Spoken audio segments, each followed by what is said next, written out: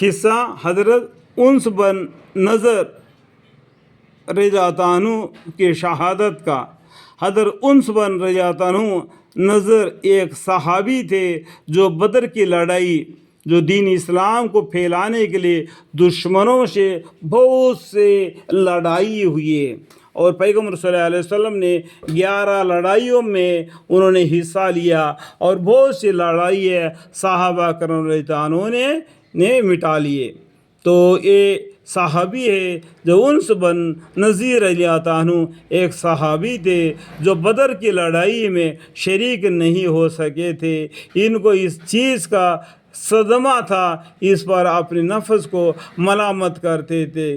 اسلام کی پہلے عظیم الشان لڑائی، پہلے جو لڑائی کون سی ہوئی تھی؟ بدر کی لڑائی ہوئی تھی، اس میں یہ صحابی شامل نہیں ہوئے، تو اس لیے ان کا دل میں صدمہ تھا کہ اسلام کی پہلے عظیم الشان لڑائی اور تو اس میں شریک نہ ہو سکا۔ اس کا تمنا تھی کہ کوئی دوسری لڑائی ہو تو حوصلے پورے کروں۔ اتفاق سے احد کی لڑائی پیش آئی، یعنی بدر کی لڑائی کے بعد میں کون سی لڑائی پیش آئی؟ احد کی لڑائی پیش آئی، جس میں یہ بڑی بہادری اور دلیری سے شریک ہوئے۔ احد کی لڑائی میں اول تو مسلمانوں کو فتح ہوئی، پہلے اس لڑائی میں مسلمانوں کو جیت ہوگی، مگر آخر میں ایک غلطی کی وجہ سے مسلمانوں کو شکست ہوئی، یعنی نقصان اٹھانا پڑا۔ وہ غلطی یہ تھی کہ حضور اکرم صلی اللہ علیہ وسلم نے کچھ آدمیوں کو، صحابیوں کو ایک خاص جگہ مقرر فرمایا تاکہ تم لوگ اتنے میں نہ کہو اس جگہ سے نہ ہٹنا، یعنی پیغمبر صلی اللہ علیہ وسلم جب تک نہیں بتلاتے تھے اس جگہ سے نہیں ہٹنا کہ ادھر سے دشمن لوگ آنے کے خطرہ ہے۔ پیغمبر صلی اللہ علیہ وسلم کو، پیغمبر صلی اللہ علیہ وسلم نے کچھ خاص لوگوں کو وہاں پر مقرر فرمائے دیے تھے، اور نہیں میرے بغیر، یعنی پیغمبر صلی اللہ علیہ وسلم کے حکم کے بغیر یہاں سے نہیں ہٹنا کہ ہو سکے دشمن یہاں سے آ سکے۔ وہاں سے دشمن کے حملہ کرنے کا اندیشہ تھا۔ جب مسلمانوں کو شروع میں فتح ہوئی تو کافروں کو بھاگتا ہوا دیکھ کر یہ لوگ بھی اپنی جگہ سے یہ سمجھ کر ہٹ گئے کہ اب جنگ ختم ہو چکی، اس لیے بھاگتے ہوئے کافروں کو پیچھا کیا۔ سبھی آدمی ایک طرف سے کافروں کو پیچھا کر دیا تو سبھی پیچھے سے جا گئے، تو باقی جو دشمن تھے ان کو موڑ کر کچھ لوگ ان کو مسلمانوں کو پیچھے سے حملہ کرنا شروع کر دیا۔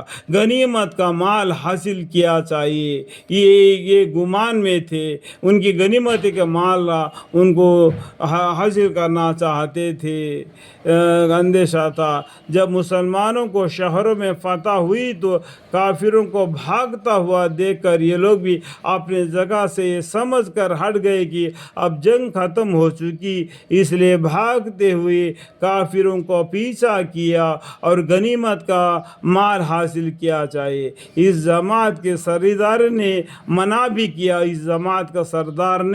منع بھی کیا کہ حضور اکرم صلی اللہ علیہ وسلم کی ممانت کی تھی تم یہاں سے نہ ہٹو، مگر ان لوگوں نے یہ سمجھ کر کہ حضور اکرم صلی اللہ علیہ وسلم کا ارادہ صرف لڑائی کے وقت کے واسطے تھا، وہاں سے ہٹ کر میدان میں پہنچ گئے۔ بھاگتے ہوئے کافروں نے اس جگہ کو خالی دیکھ کر اس طرف سے آ کر حملہ کر دیا۔ کچھ کافر لوگوں نے آگے بھاگتے ہوئے نظر آ رہے، ان کے پیچھے مسلمانوں نے بھاگنا شروع کر دیا۔ کچھ کافروں نے اس جگہ کو خالی دیکھ کر اس کے طرف سے حملہ کر دیا۔ مسلمانوں نے بے فکری تھے، اس اچانک بے فکری کے حملے سے مشغول ہو گئے اور دونوں طرف سے کافروں کے پیچھے میں آ گئے، آگے بھی کافر اور پیچھے بھی کافر اور بیچ مسلمان رہ گئے، جس کی وجہ سے ادھر ادھر پریشان भाग रहे थे। हज़रत उनस रज़ियल्लाहु अन्हु ने देखा कि सामने से एक दूसरे सहाबी हज़रत साद बिन मुआज़ आ रहे हैं। इनसे कहा कि अय साद, कहाँ जा रहे हो?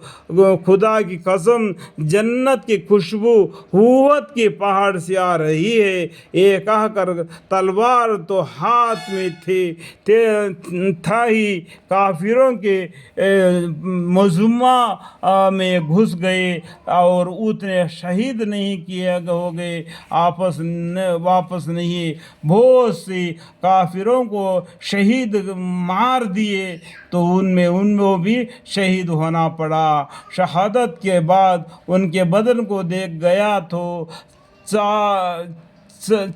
छन्नी हो गया था।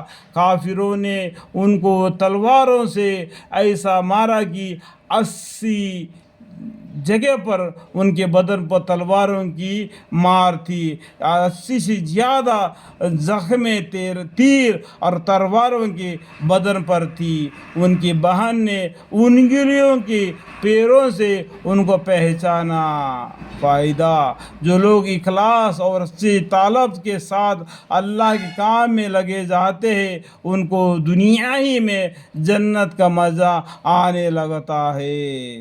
ये हज़रत उनस रज़ियल्लाहु अन्हु ज़िंदगी में जन्नत की खुशबू सूंघ रहे थे। इस्लाम से हट जा गए, मगर वह इस हालत में भी आहद कहते थे, यानी उहद की तरफ से मुझे जन्नत की खुशबू आ रही बोल के वो जंग में शामिल होकर और उन लोगों को इस तरीके से उनको शहीद उनको मार दिया। और काफिरों की तलवारों की और तीरों की 80 से ज़्यादा जख्म पहुंचने पर जब हज़रत उनस रज़ियल्लाहु अन्हु ने तो शहादत का मजा सका। अल्लाह ताला ने उनको जन्नत की खुशबू दुनिया में आ रही थी कि वो कह रहे थे कि मुझे उहद की तरफ से जन्नत की खुशबू आ रही है। हज़रत उनस रज़ियल्लाहु अन्हु ज़िंदगी ही में जन्नत की खुशबू सूंघ रहे थे। अगर इखलास आदमी में हो जाए तो दुनिया में भी जन्नत की मज़ा आने लगता है। इखलास, जो सच्चा दिल अल्लाह के तरफ होता है तो जन्नत की खुशबू दुनिया में भी आती है। मैंने एक मातबर शख्स से जो हज़रत उक़दस मौलाना शाहद अब्दुल रहम साहबी रायपुरी रहमतुल्लाह अलैह के मुखलिस खादम है, हज़रत का माकुल सुना है, जन्नत का मज़ा आ रहा है। फ़ज़ाइल रमज़ान में इस किस्सा को लिख चुका हूँ। अल्लाह ताला सुनने समझने से, पढ़ने पढ़ाने से और अमल की तौफीक अता फरमाए। अल्लाह की रहमत हम पर हमेशा बरसे। अल्लाह की रहमत, अल्लाह के फ़ज़ल व करम हम पर, हमारे औलाद पर, ता क़यामत नस्ल ब नस्ल इन सब पर, इस घर में, इस घर के ऊपर रहे। अल्लाह की रहमत से हमारी ज़िंदगी दुनिया में दीन इस्लाम के राह पर गुज़रे और अल्लाह की रहमत से हमें जन्नत अता फरमाए। आमीन।